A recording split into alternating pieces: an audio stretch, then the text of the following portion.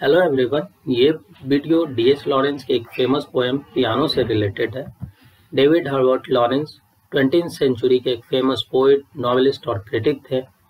As a writer वो उन्हें एक डीप इमेजिनेटिव फोर्सेस था और वो जो भी अपने राइटिंग में कहते थे बिल्कुल फ्रैंकनेस और फियरलेसनेस के साथ कहते थे।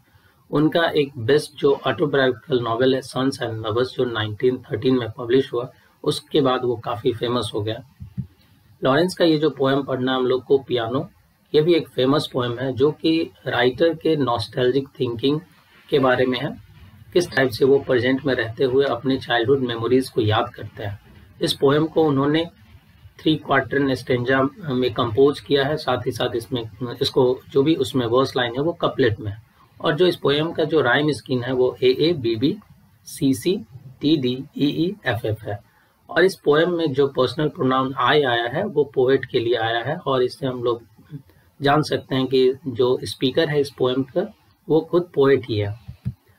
फर्स्ट स्टेंजा में हम लोग को देखने को मिलता है कि a woman playing the piano softly in the dusk. तो ये टाइम का आपको अंदाजा लग जाए कि डस्क में एक वुमेन पियानो बजा रही है और उसी का जो साउंड है वो पोएट सुनते हैं। The playing of the piano carries away the speaker in his childhood. और वो जो साउंड है, जो स्वीटली साउंड है पियानो का, वो पोएट सुनते हैं और उसके बाद वो साउंड उनको उनके चाइल्डहुड मेमोरीज में ले जाता है। It is his nostalgia wearing he find himself as a child who is sitting under the piano.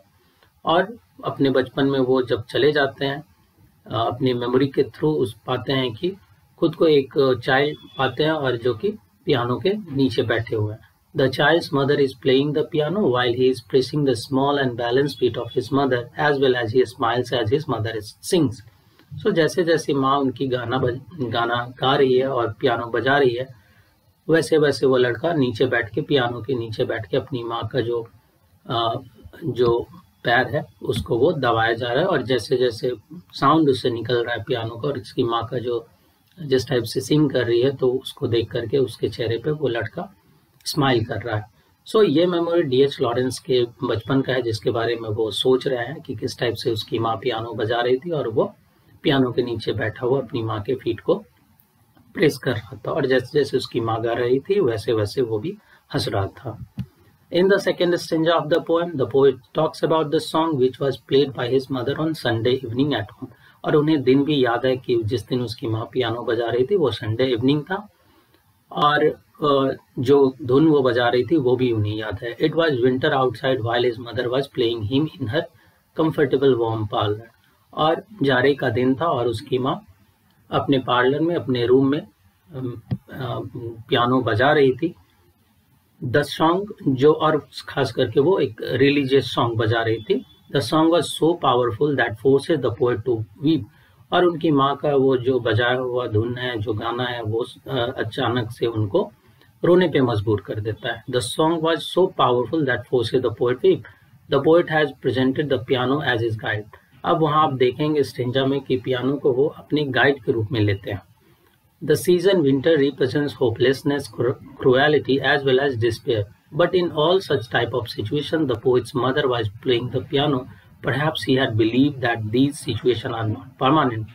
So guide वो इसलिए बोलते हैं क्योंकि बाहर जो मौसम है, जो वेदर है, वो विंटर का है और वो अपने घर में बैठे हुई है। और विंटर को हम लोग जानते हैं कि किस टाइप से ये रिप्रेजेंट करता है, होपलेसनेस और क्रुएलिटी को। हाँ, तो उन सारे सिचुएशन में, विंटर के सिचुएशन में भी उनकी माँ पियानो बजा रही थी। तो ये बात दिखाता है कि हमेशा ही आपके लाइफ में जो फेज है होपलेसनेस का या क्रुएलिटी का या अदर डिस्पेयर का, ये परमानेंट नहीं है। In the third and last stanza of the poem हम लोग को देखने को मिलता है पोएट्स के फीलिंग एंड इमोशन को about his childhood memories and he is very much aware of the present and what he has lost. और पोएट अभी ये चीज़ जान चुके हैं अच्छी तरह से कि उनका जो चाइल्डहुड मेमोरीज था वो कितना बेहतर था, बट वो चीज़ फिर से दोबारा वापस नहीं आ सकता। उसे उन्होंने खो दिया है। जैसे जैसे एज बढ़ रहा है वैसे वैसे उन जो मेमोरीज है उससे भी दूर जा रहे हैं, मतलब उसको रिकवर नहीं कर पाएंगे, फिर से उस फेज में नहीं जा सकते हैं। So he consoles himself saying that it is now useless to think about the great black piano which was played by his mother. अब पोएट खुद को कॉन्सेल करते हैं, समझाते हैं कि अब यूजलेस है कि उस ब्लैक पियानो के बारे में सोचना जो कि उसकी माँ बजाया करती थी. Though he weeps like a child for the past because he was experiencing his pleasant childhood memories. और काफ़ी रोते हैं अपने उस चाइल्डहुड मेमोरीज के लिए क्योंकि वो चीज़ उन्हें एक सुखद एहसास देता था. But now the poet has reached to his manhood and he knows very well that the past can not be Altered.